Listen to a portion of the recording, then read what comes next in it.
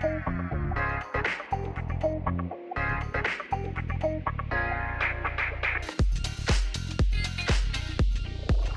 to Mana Tech Talks, a podcast created to give a platform to the brightest minds in Miami to tell their story while we play Jenga. Today we're joined by Corine Busson-Benhammou, co-president of French Tech Miami, former CEO of French Tech Angers, and founder of Connected Women Foundation, an initiative dedicating to empowering women in tech and innovation. Corine has spent her life building bridges between regions, between countries, and more importantly, between people. From her work growing the tech ecosystem in France to her new chapter in Miami, her journey is a story of reinvention, leadership, and purpose. Today, we'll explore where that journey really began, the early experience that shaped her, the values that pushed her forward, and the mission that guides her today. Welcome, Corine. Thank you. Thank you very much. So, Corine, let's jump in your early years. What was young Corine like growing up? Tell us a little bit about way back when. I was shy.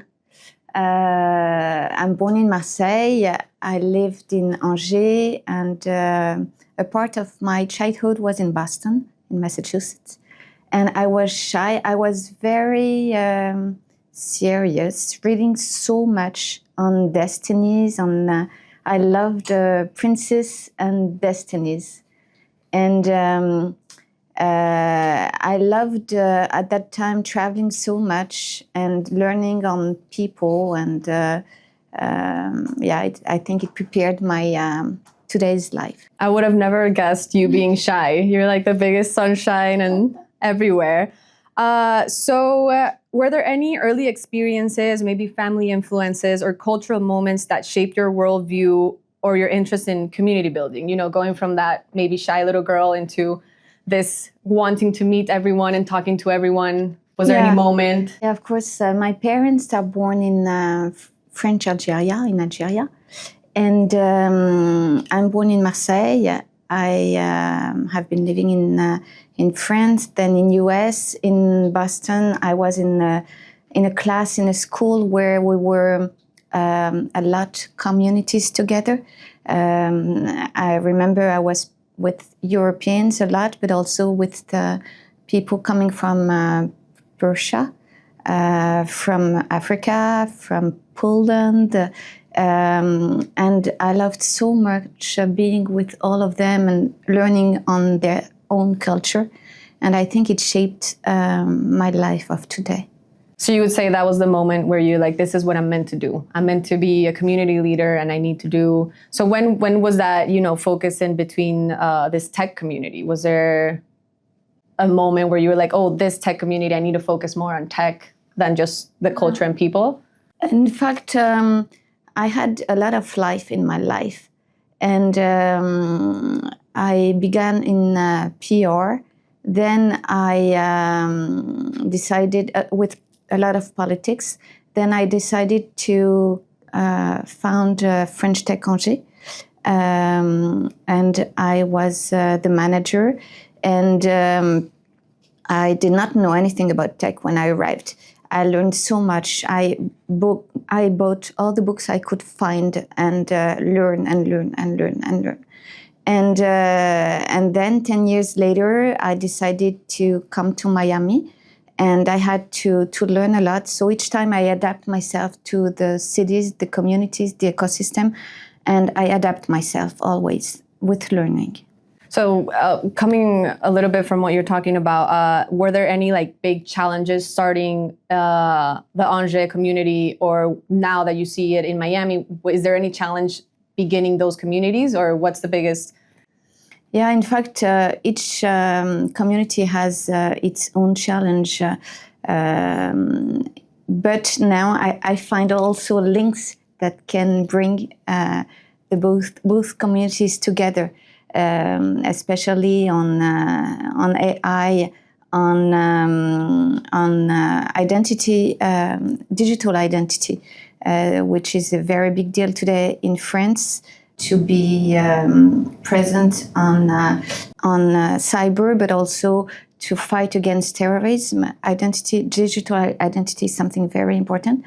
And I'm sure that we can now build bridges between those two communities. In Miami, it was a big deal also because I had to think about how gathering this ecosystem, giving more priorities and responsibilities to the entrepreneur. I think that was the best way to make this community stronger, and bringing also from France a lot of guests that can change the idea you have on French tech, on AI, on we brought politics. Julie last week. A lot of new guests are arriving in January, February, and March, and it seems that we are having more and more attendees, but also people getting into this community, and I think it's working. It's working pretty well. What I've seen, it's working very, very well. Yeah. And I have a question, a curiosity. So being in France, do people there have that grasp of what Miami is going to be? Is it hard to convince them to come here? Is it more so like, hey, come check it out? Or are they aware that Miami is growing? And they are aware. Everybody talks about Miami today in French tech, in the communities of the French tech all over France and Europe.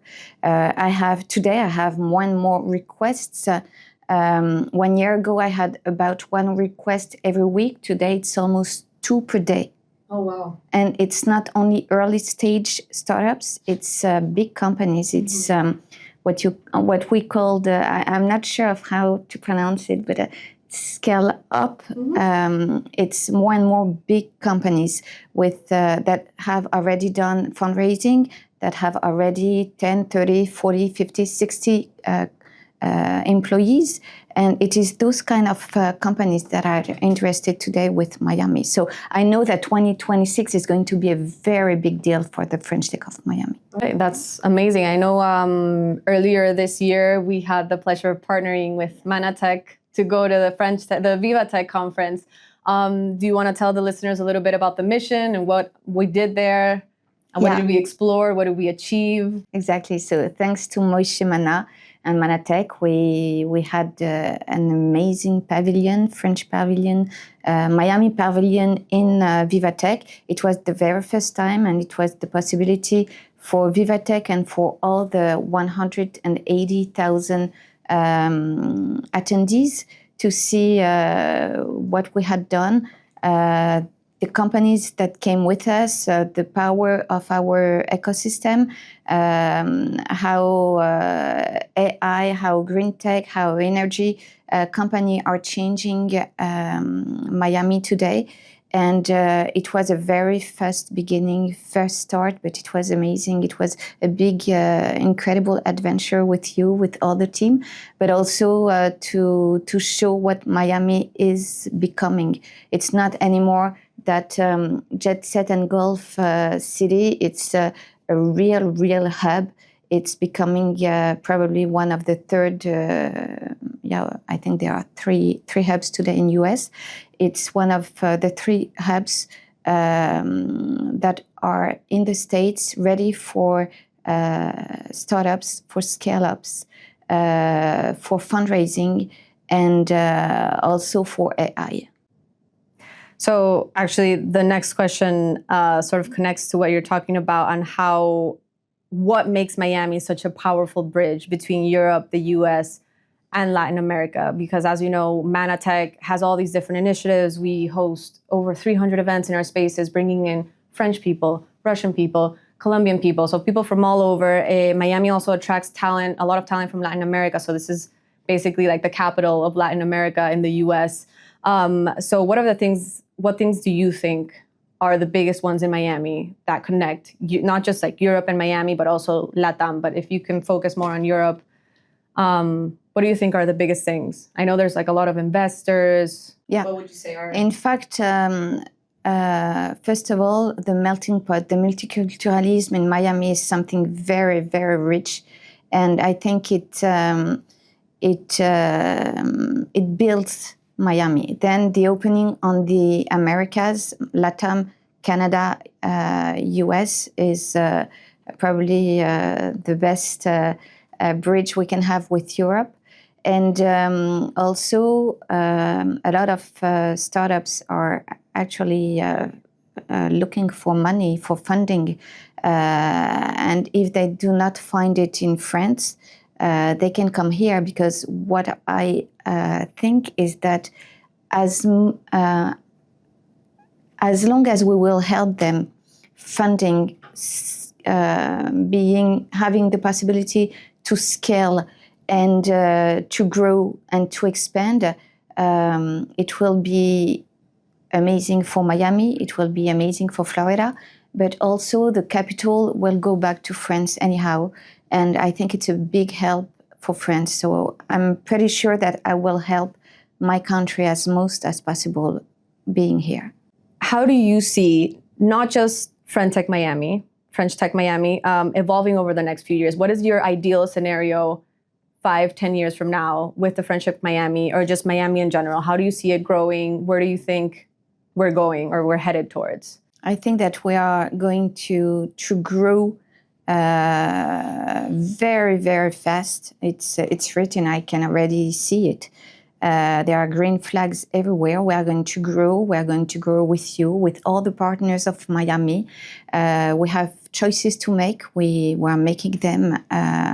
We are all volunteers in the French Tech, so we really take a lot of time to consider every proposal. But we know that those next month will be very important for our ecosystem. Like a company, like a startup, we are going to become a scale-up, and I hope a unicorn. I want really Miami to become the possibility for France to settle, to expand, and to help all the French entrepreneurs that can be helped to find markets, but also to find connections with partners like you, of course, with funding, because they are looking for funding, for investors, for family office, for VC, and this is what we are going to do. I'm excited for it. With Manatech, we have the same mission. We have the mission to support entrepreneurs, not just only entrepreneurs, but big organizations, people who want to come here, people who want to invest here. So we're definitely on the same train, going straight for growth. Now I want to touch on a subject, since it's really hard to get women in tech to talk. And I wanted to open this up because we were just briefly talking about this before, how this amazing recognition that you're being granted. If you can tell us a little bit about that, and then we'll kind of talk more about just women in tech in general. Yes, of course. So first of all, when I was in Angers in France, there were very few women in tech. Very few, and I can say it, sometimes it was very hard to be understood, to be taken seriously. I think it's easier here, but anyhow, the figures are here. Women in tech, women in innovation in France, in Europe, are very few. There are less and less women who study STEM. We even have engineering schools in France who are closing because there is not enough students. And I think that if we had done everything we had to do to have women in STEM studying, it would have been better. Today, innovation is power. Today, technology is power. Today, AI is the richest thing we can have even in a democracy. And how can we have 50% of the population being put apart? How can we not talk to them as we talk to men? How can we not consider them as being also leaders? So I built a foundation 3 years ago in France, in Angers. This foundation is going to expand now in Miami. I'm going to change it and bring it to Miami probably in January or February. And Anne Lauvergeon is my president, and I'm very, very happy of having her as the president of my foundation. But yes, I do not understand. Of course, there's a problem of education, but how today is it still possible to not to be considered or to be less considered as a man? I still do not understand. Well, luckily we have strong, powerful women like you. I guess myself too, trying to give that spotlight to women in tech and, bringing them up forward in the spotlight, making them talk about their mission, about their journey. So I think that's very important. And I think me and all the women, thank you for what you're doing. So what do you think are the most meaningful ways that you can support women entering tech today? I think they have to be interested by powerful women. They have to find women that they want to follow, and I think that a lot of women should go into schools and talk about their stories to check that it can interest young female children. But also we should help STEM in engineer school. More there will be engineers, more there will be women in technology. And then for boards, for startup, we should let them know that when there is a woman and a man in a startup as founders, as co-founders, there are less risks of not working. In fact, the startups that work the more are always the one where there is a woman and a man. And then in boards, we should have a rate on women and men so that we don't arrive with 16 men and 1 woman each time. It's not possible. We are not last century. We are in 2020, almost 2026. How is it possible? Mm-hmm. And what shall we say to our daughters, to our granddaughters? How will they be educated if they do not understand that being a woman is something that can be very powerful if they have the possibility to study STEM and study science and become an engineer. Right. I think that's important. It's teaching them to not be maybe afraid or scared by all these things around STEM and tech, especially. I think tech is an industry where it's far behind in these social expectations of men and women. I've encountered the same. I have no tech background until I joined Manatech, and it's a men world. You arrive to an event, there's like 100 guys and maybe 5 women, and then you meet the women and they're like the best profiles, amazing. They've done amazing things already. I don't know if there's like you say, maybe a lack of education or a fear of going into these more difficult, as they say, careers maybe. But I think that's interesting. I think it's important, as you said, to have maybe a role model, someone to look up to, someone that inspires you in order to take that step and exactly. Just go but for it. I also think that even much before engineer school, you see, we're at the holidays, actually Christmas, and a lot of young girls are still going to have only dolls. And young boys are going to have mechanos, exactly, science toys, and I think that we should all buy young girls, of course, dolls because it's important, but also all the toys you can find in science, because they are not only pretty. They are smart. They are smart and pretty. They are not just pretty. We cannot say that a young boy will be smart and a young girl pretty. A young girl must be pretty and smart. No, I love that. That's a great way to put it. So with all the things you've achieved and done, and I don't understand how you don't go crazy sometimes, but what are some things that keep you grounded? Maybe some activities or a habit or a philosophy you rely on to keep centered and keep going? In fact, I raised my kids by my own, and it gave me a mindset totally different from a classical family. My family is spread all over the world, so I think that it also opens your mind. And I told you when we were in Paris, I had a cancer 10 years ago. And in fact, it changes you. It's not sad, really. I'm so happy. I would not change my life. I love it, but it gives a lot of richness to your life. There was my life before, my life after. I think that today I had almost 20 life, and I love each of them. But I think that it gives me a lot of maturity, a lot of